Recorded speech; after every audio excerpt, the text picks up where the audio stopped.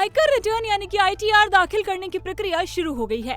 आप भी अपना रिटर्न भरने की तैयारी कर रहे होंगे। हालांकि रिटर्न भरने से पहले जरूरी है कि आप जरूरी दस्तावेज जुटा लें। ऐसा कर आप एरर फ्री रिटर्न फाइल कर पाएंगे और बाद में होने वाली परेशानी से बच जाएंगे। तो चलिए जानते हैं कि इनकम टैक्स रिटर्न फाइल करने में आपको किन किन दस्तावेजों की जरूरत पड़ेगी। पैन और आधार। आयकर रिटर्न दाखिल करते समय पैन एक महत्वपूर्ण दस्तावेज है। आयकर ई फाइलिंग पोर्टल पर लॉगिन या रजिस्टर करने के लिए करदाताओं को अपना पैन या आधार बताना होगा। फॉर्म 16 वेतनभोगी व्यक्तियों द्वारा ITR दाखिल करने के लिए आवश्यक एक महत्वपूर्ण डॉक्यूमेंट है। यह नियोक्ता द्वारा कर्मचारियों को जारी किया जाने वाला एक TDS प्रमाण पत्र है।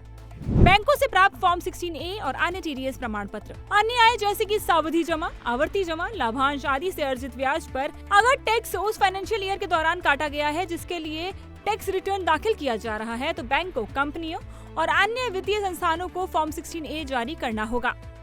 ब्याज प्रमाण पत्र। कोई व्यक्ति बैंकों के अलावा विभिन्न स्रोतों से ब्याज आय प्राप्त कर सकता है। इनमें डाकघर योजनाओं, RBI floating rate bond, sovereign gold bond आदि में निवेश से अर्जित ब्याज शामिल है। वार्षिक सूचना विवरण यानी कि AIS। करदाताओं को आयकर ई फाइलिंग पोर्टल से अपना AIS डाउनलोड करना चाहिए। इस विवरण में संबंधित वित्तीय वर्ष में किसी व्यक्ति की अधिकांश आय के बारे में जानकारी होती है। फॉर्म 26AS ये एक टैक्स पासबुक है जो वित्तीय वर्ष के दौरान विभिन्न आय से काटे गए और करदाता के पैन के विरुद्ध जमा किए गए कर को दर्शाता है। अगर करदाता यानी कि टैक्स पेयर से कार खरीदने या विदेश यात्रा जैसे खर्चों पर कर एकत्र किया जाता है तो ऐसा कर भी फॉर्म 26AS में दिखाई देगा। पूंजीगत लाभ। करदाता को ITR फॉर्म में पूंजीगत लाभ से होने वाली आय की रिपोर्ट करना आवश्यक है। कोई व्यक्ति भूमि, भवन, घर, equity share, equity mutual fund, सोना आदि बेचकर पूंजीगत लाभ कमा सकता है। कर, बचत, निवेश और खर्च का प्रमाण। इस साल ITR दाखिल करते समय पुरानी कर व्यवस्था के तहत रिटर्न दाखिल करने के इच्छुक व्यक्तियों को विशेष रूप से इसका विकल्प चुनना चाहिए। ऐसा इसलिए है क्योंकि नई कर व्यवस्था डिफॉल्ट कर व्यवस्था है। विदेशी आय और गैर सूचीबद्ध शेयर। कई व्यक्तियों ने सीधे विदेशी शेयरों में निवेश करना शुरू कर दिया है।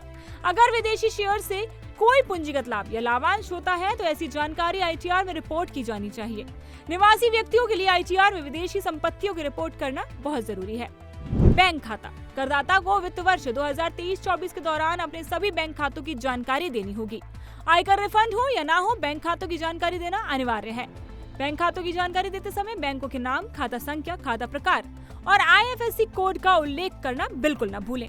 तो यदि अभी की खबर ऐसी और तमाम बड़ी अपडेट्स हम आपके लिए लाते रहेंगे। जुड़े रहिए इंडिया टीवी के साथ।